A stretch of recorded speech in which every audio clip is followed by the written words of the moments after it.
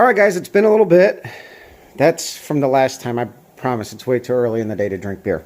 I'm hogging out the guide plates, the remaining guide plates for the engine.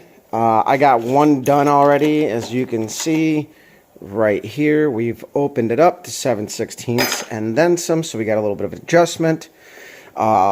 We tried drilling these and doing whatever, but die grinder, carbide, only way to go. Also, we got our trusty Suburban in here for an oil change. I picked up my car trailer this weekend, so that's a big deal for me. I've never owned my own trailer. I've had plenty of opportunities, but I've never really truly owned my own trailer.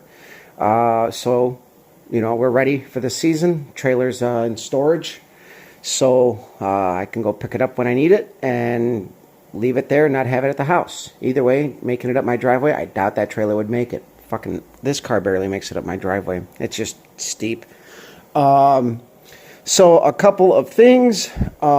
We picked up some stuff at our local O'Reilly's, and there's a couple things I wanted to talk about. So I'm doing the final assembly on the engine finally, which is going to be like rock arms, studs, push rods, all that fun stuff. Everything but the intake. Hopefully we'll get it done and go from there, because I am going on vacation in the middle of this week. So I'm going to be gone. So I'm going to try to get as much done today as I can, and I'll let you guys go. I know it's been a bit, but I've been taking it easy with the new job. I've been, can't say that I'm overwhelmed or overworked or anything, but I just haven't really had the gumption to want to kind of wrap up the engine, I guess. This engine's going good. I'm going to have my buddy Tim ride shotgun with me so he can read the AFR gauge. It's hard to steer the car when it's starting to get sideways and watch the AFR gauge. We're very close on tune. There's a couple things we're going to change, but this is going to be a little bit once we get a little bit better weather. You know, today's really nice, but at this point I'm spinning my wheels trying to do it myself and set up a camera, because the camera breaks up the digital readout. So I need somebody to help me out read the gauge, and my buddy Tim's going to do that. And then as far as I know, he wants me to help him put his 8.8 together for his Mustang. He's done a ton of work to that thing. You guys have probably seen it in the videos.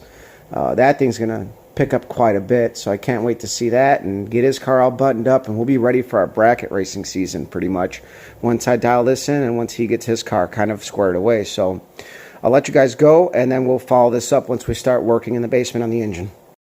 Alright guys, so just real fast, I'm starting to get the engine together. Guide plates are in, studs are in, our lifters are in. I got my rocker arms out of the transmission fluid just to get a lot of stuff off. I blasted them down with a little bit of brake clean to get any lint that was off of there, and I still got to wipe them down. I use microfibers because they have the least amount of lint release. Once you get them kind of soaked, they're good. What I am using, since I am working in the house, is the citrus cleaner, which is like natural, biodegradable, so it doesn't stink up the house. When you get your push rods, they come with an oil film. They're super sticky. Everything sticks to them. So what I did was I laid them on the table, sprayed them down, and then I'm just going to roll them a little bit so that they all get a little bit of that, and then I'm just going to wipe them down with the microfiber, put them in my clean paint cup, and then I'm going to put this on the, instead of a mist, it's going to be on a stream, and then I'm going to spray through every single push rod hole just to get whatever is in there out, and then we should be good to go. I just figured that would be a good point to bring up. Alright guys, so I'm setting up the rock arms, I'm setting up valve lash, and you guys have probably heard me tell you that I like to actually set the valve lash a little tighter because you're going to get some stretch out of it. So what I got 3 shims here, 10, 12, and a 14. I go 10, 12, which is 22. I hand tighten down the poly lock until it just stays in place, and then I'll put the wrench on there, wind down the jam nut really good, and then I check it with the 10 and 14. And most of the time that works. So you'll get about 0.02 of stretch.